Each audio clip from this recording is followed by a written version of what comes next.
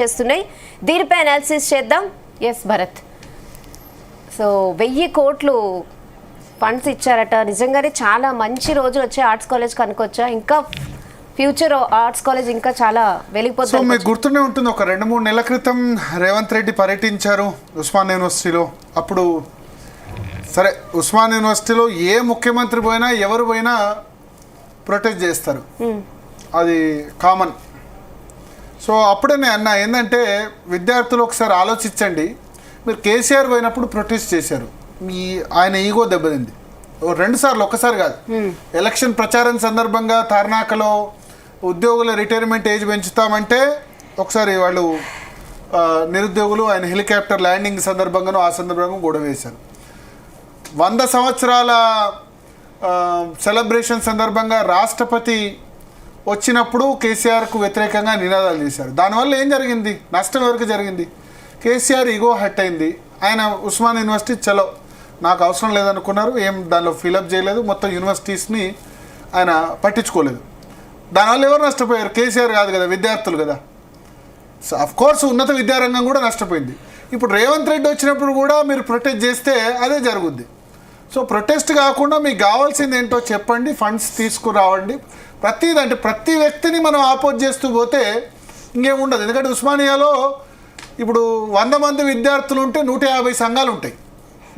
100 మంది విద్యార్థులు ఉంటే 150 సంఘాలు, ఒకటని కాదు. ఇక టీఆర్ఎస్వి నుంచి మొదలు పెడితే రాజకీయ పార్టీలు కాకుండా ప్రతి కులానికో సంఘం ఉంటుంది. 100 మంది విద్యార్థులు అయితే 150 సంఘాలు.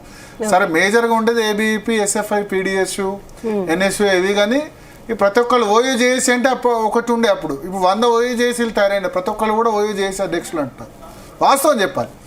సో అల్టిమేట్గా ఏమైందంటే, ఇప్పుడు ఉస్మాన్ యూనివర్సిటీ స్టూడెంట్, నేను కూడా జర్నలిజం స్టూడెంట్ కాబట్టి మేము గుర్రప్శాలల్లో హాస్టల్లో ఉండి చదువుకున్నాం. ఇప్పుడు కూడా అదే గుర్రప్శాల ఉన్నాయి, ఇప్పుడు అదే పరిస్థితి మారింది కదా. ఇప్పుడు మంచి హాస్టల్స్, మంచి బిల్డింగ్స్ అవుతున్నాయి, బడ్జెట్లు పెరిగిపోతున్నాయి.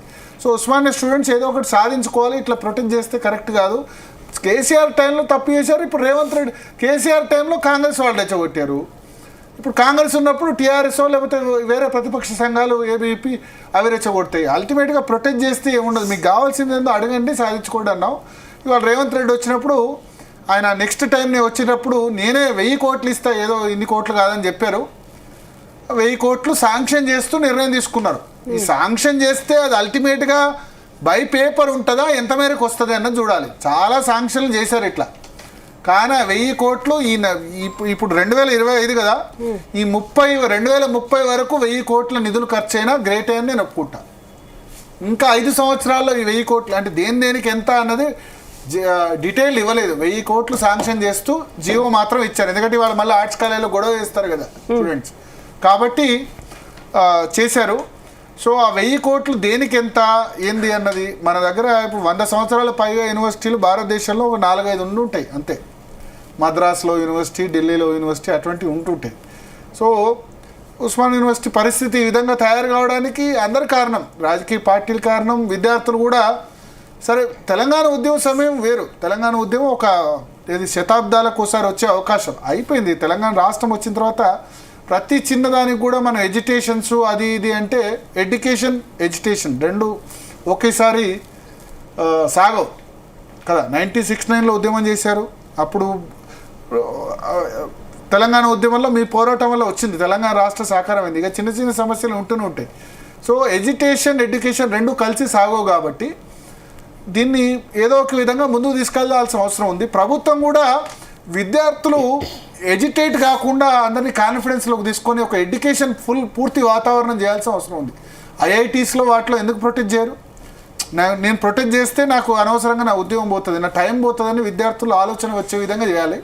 ప్లస్ ఉస్మానియాలో కూడా ఇక నాన్ బోర్డర్సు చాలామంది ఈ ఇష్యూస్ కూడా ఉన్నాయి. అప్పుడు కూడా నేను కూడా ఒక నాన్ బోర్డర్గా ఒక 2-3 నెలలు ఉన్నట్టున్నా చదువుకున్న దాని తర్వాత. సో సీరియస్నెస్ పెంపొందించాలి. ఉస్మాన్ యూనివర్సిటీ ఒక గొప్ప యూనివర్సిటీ కావాలంటే విద్యార్థుల సహకారం కూడా అవసరం. సరే, 1000 కోట్లు శాంక్షన్ చేశారన్నారు. ఈ 1000 కోట్లు 5 సంవత్సరాల్లో ఖర్చు పెట్టా సంతోషమే. ఆయన ఉస్మానియాలో ఎంట్రీ కోసం 1000 కోట్లు ఇచ్చారు. కానీ రేవంత్ రెడ్డి విద్యాశాఖ మంత్రిగా ఆయన ఉన్నారు కాబట్టి చిత్తశుద్ధి నిరూపించుకొని ఖచ్చితంగా ఆ నిధులు విడుదల అయ్యేలా చూడాలి. ఎందుకంటే ఒక ప్రెస్టీజియస్ యూనివర్సిటీ ఒక రాష్ట్రానికి ఉండాలి.